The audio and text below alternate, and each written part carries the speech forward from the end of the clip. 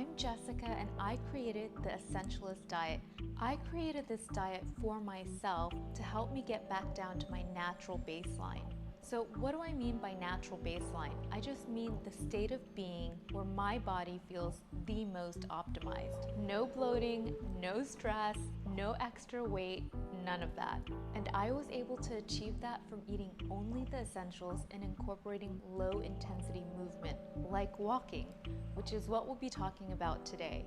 If you haven't seen my weight loss journey video, I neglected my wellness for years, to the point where I didn't even know how to get back on track because I didn't even have a track to get back on. I know, high intensity interval training is all the rage right now, so a lot of people don't realize that you can tap into burning your stored fat simply from doing low intensity steady state exercises. If you're just starting your wellness journey, I highly recommend that you start with walking. Why? You can do it by yourself, you don't need any equipment aside from a good pair of shoes, and you don't have to feel anxious, overwhelmed, or stressed about what kind of workout routine you need to do.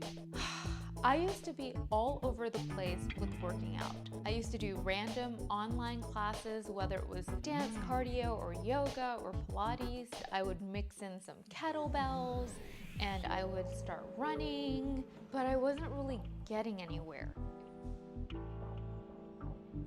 I mean, I did see my body toning up, but it also looked bulkier and I experienced soreness after I worked out. A few years ago, I got fed up with it and I Googled how to get long, lean legs. And that's how I found an Australian personal trainer named Rachel Attard, who specialized in creating long, lean legs for her female clients. Her whole program is really built around walking, and not just any kind of walking, but walking at a brisk pace with no incline for a long duration of time. Very important, don't add an incline. You want to walk on a flat surface. Any incline can bulk up your calves, your thighs, and your glutes. The longer you walk, the better the results you'll see. So I would say 30 to 60 minutes. 45 minutes is really the sweet spot for the fat burning zone. So anything from 45 minutes beyond is when you start tapping into burning your stored fat. But even if you walk for 20 to 30 minutes daily, you'll see a difference from just doing that.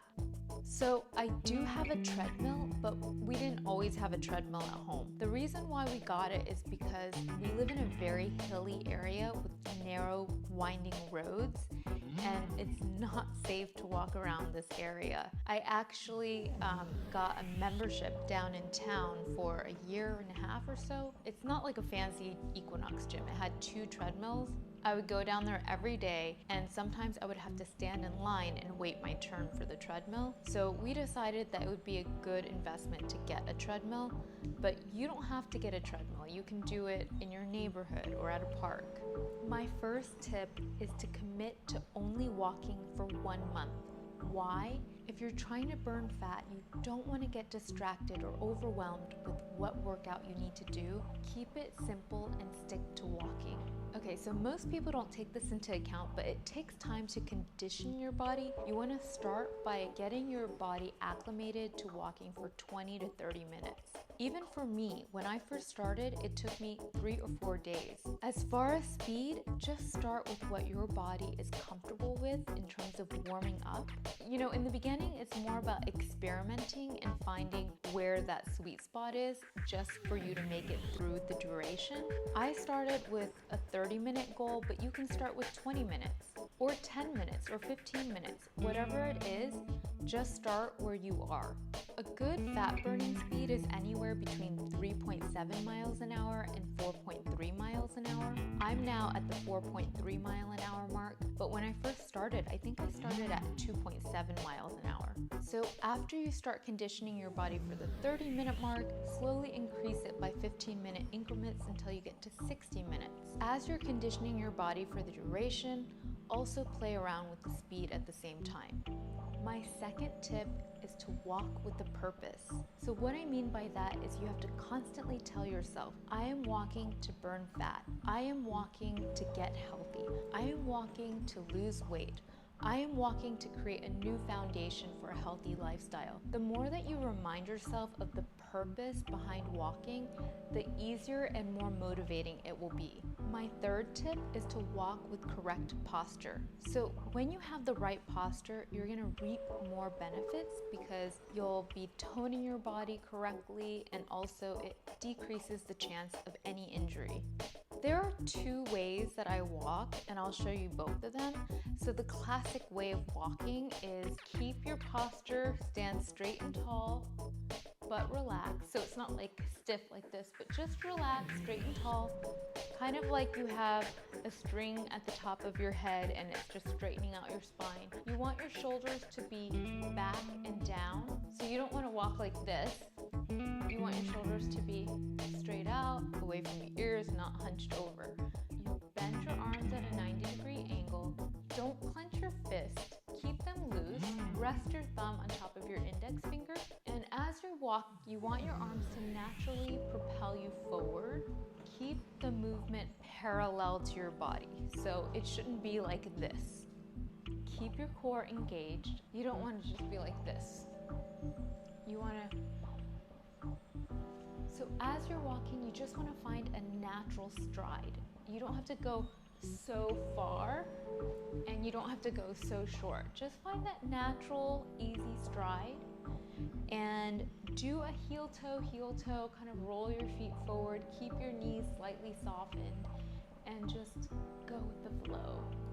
So the other way that I've been walking is just keeping my arms down by my side, having my palms facing back, and kind of not all the way like this, but just kind of keep it close, keeping my core engaged, of course, activating my triceps, and doing a shorter stride.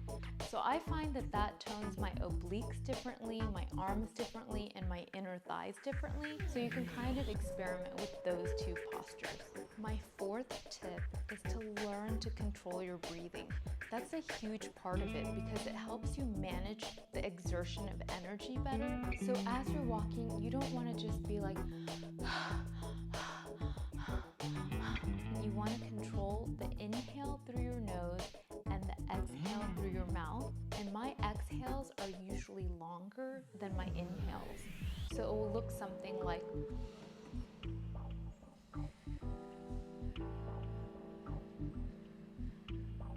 that just kind of keeps it all circulating really well. You're keeping it all controlled. You're not overexerting yourself. The breathing correctly makes such a huge difference. My fifth and final tip is to maximize this time. Look, since this is a low intensity steady state, you're gonna have to go for a longer duration to really tap into the stored fat. So a lot of people are thinking, oh, if I have to walk for 30 minutes, it's so boring. But it's actually not. What you do is you listen to your favorite music or you listen to a podcast. So either I'm getting a major energy boost or I'm learning something. I don't see my walking time as wasted time. I really hope that inspired you to incorporate walking into your routine. It totally jump-started my fat burning process. I slimmed down, I felt much better, I felt much more focused. Nowadays, I try to aim for 20 minutes a day, but if I can't hit that, sometimes it's 10 minutes a day of walking. And if I can't hit that, sometimes I just reserve a really long 60-minute walk on the weekend. Usually Sunday morning, I'll do something, I'll listen to a sermon. But it's nice to mix it in, because sometimes I'll do 10 minutes of walking, but then I'll do a 20-minute Pilates flow. Try out my tips and let me know what you think.